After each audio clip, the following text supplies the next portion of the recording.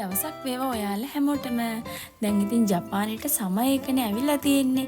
ඒ කියන්නේ අපේ පැල හිටවන කාලේ. ඔන්න ඉතින් අපිත් ගියා පැල හිටවන්න පස් ගේන්න කියලා.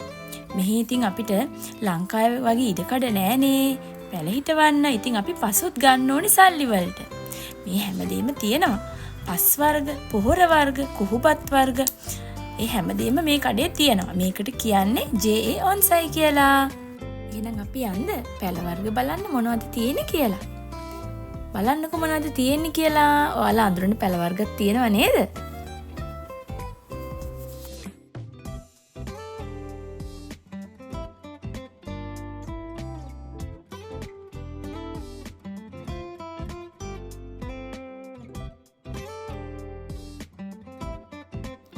මේ තියෙන පැල වර්ග වලින් මට නම් වැඩියෙන්ම ඕන වෙන්නේ මෙන්න මේක තමයි. මොනවාද? මාළු මිරිස්. එළවලු විතරක් නෙමෙයි පළතුරුත් තියෙනවා. දැක්කද? කොමඩු, පැෂන් ෆෘට්, ඒ වගේ පළතුරුත් තියෙනවා මේකේ.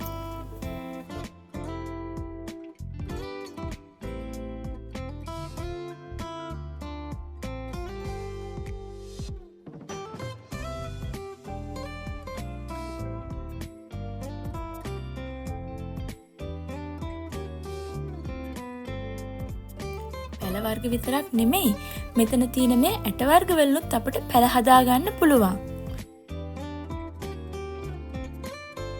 මේ තියෙන්නේ මල් වර්ග. ලස්සනයි නේද? දැක්කත් හිත පිරෙනවා. මං නම් ආසම ඔන්න ওই පැත්තට යන්න තමයි.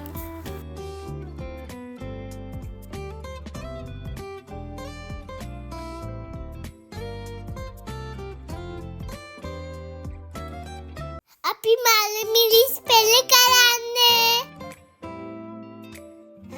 අපේ තාත්තා හරිම ආසයි මාළු මිරිස් කන්න. මේ තියෙන මේ පුංචි ඉඩ ප්‍රමාණය තමයි අපි පැල හිටවල වගා කරන්නේ. හරිම පොඩි ඉඩක් අපිට තියෙන්නේ.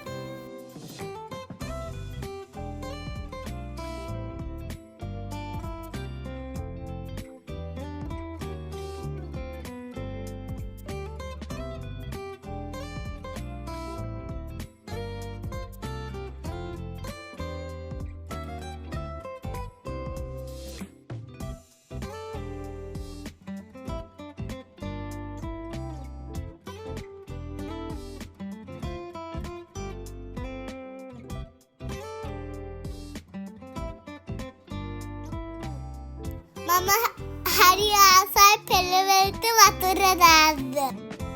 අපේ දෝනි මැණික යන ඉස්කෝලෙත් අමතර ක්‍රියාකාරකම් ලෙස පැල හිටවන දේවල් කරනවා. යා හරි ආසයි පැල හිටවන්න.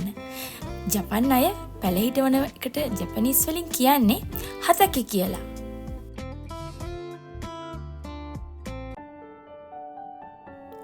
මේ තියෙන්නේ මං ගිය අවුරුද්දේ වවපු මාළු මිරිස් ටික. බලන්නකො ඒකේ කරල් වල ලස්සන. හරිම ලස්සනට හැදුනා මේ මාළු මිරිස් පැල ටික න. මේ තියෙන්නේ කරපිංචා. තව තියෙනවා බලන්නකො මගේ කරපිංචා ගස් ටික ලස්සනයිද කියලා. මේ හරි අමාරුවෙන් තමයි මම මේ කරපිංචා පැල ටික හදාගත්තේ. සීත කාලේ ආපුවාම මේ කරපිංචා පැල අපි ගෙවල් ඇතුළට ගන්නවා. නැත්තම් ඒවා හැදෙන්නේ නැහැ, මැරිලා යනවානේ. හරි අමාරුවෙන් තමයි කරපිංචා පැල ටික මේ හදාගත්තේ. මේ තියෙන්නේ මගේ ගොටුකොළ පැල ටික.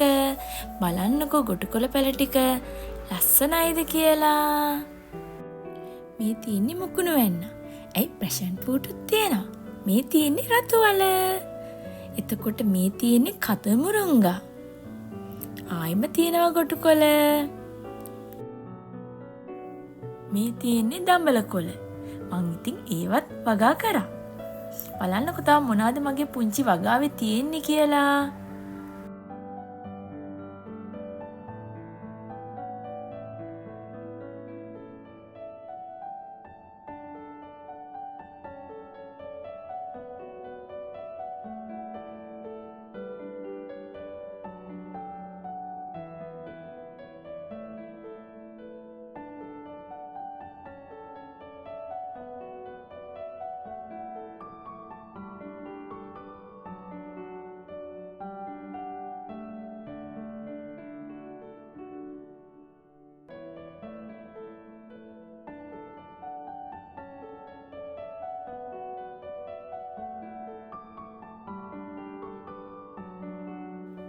මේ තියෙන්නේ අපි කරපිංචපැලේ චූටි කාලේ. බලන්නකෝ මෙතන කවුද ඉන්නේ කියලා. අපේ චූටි දෝනි මැනික තමයි එතන ඉන්නේ.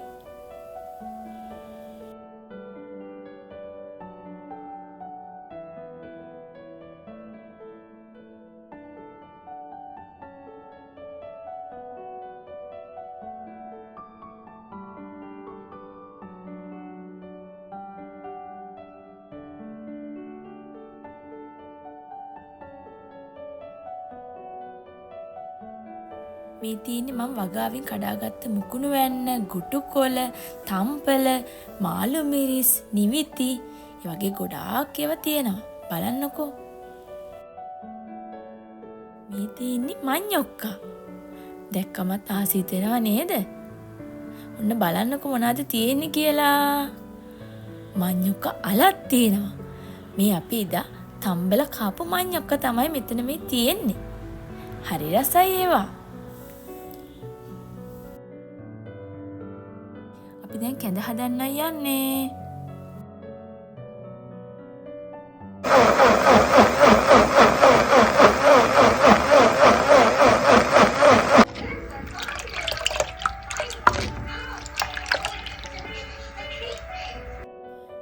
මෙතන තියෙන මේ හැම කැඳ කෝප්පයක්ම මං හැදුවේ මගේ වගාවෙන් කඩාගත්ත කොළ වර්ග වලින් තමයි. ඒවා හරිම රසයි. ඒ වගේම තමයි හරිම ගුණයි. මේ ඉතින් ඔන්න අපේ තාත්ති අපි දෝනි මැණිකේ කැඳ බොනවා.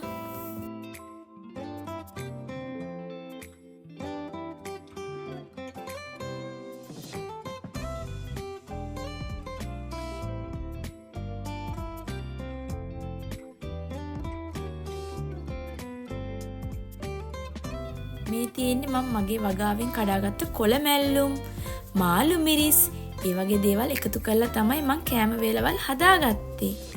ඔයාලටත් කියන්න තියෙන්නේ තියෙන පුංචි ඉඩේ හරි කමන්නේ මේ වගේ චූටියට වගා කරන්න කියලා තමයි.